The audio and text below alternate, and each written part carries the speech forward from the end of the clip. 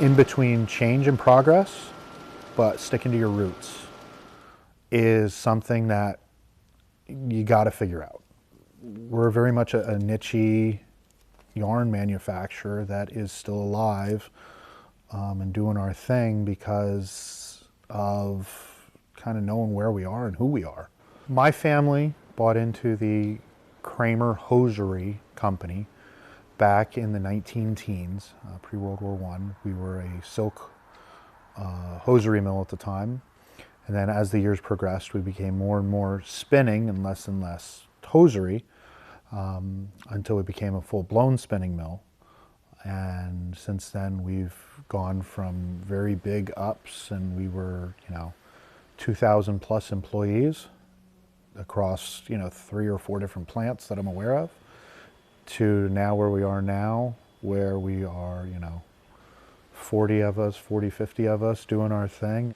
We make everything from industrial yarns to kids' craft yarns to hand knitting yarns. We end up in mom and pop knitting shops all across the country and into Canada, and there's a few others that are international periodically.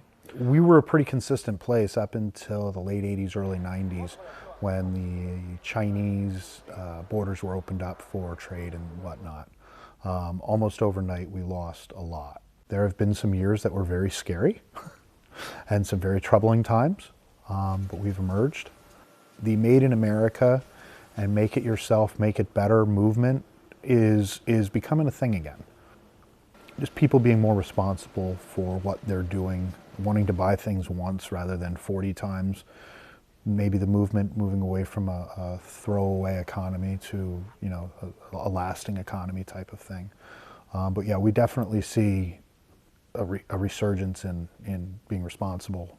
We were approached very quietly from a lady out in Oregon that came up to us and said, I want to make some yarn, and it's going to go into a special project. Most people did not know what we did until about a week before the Olympics.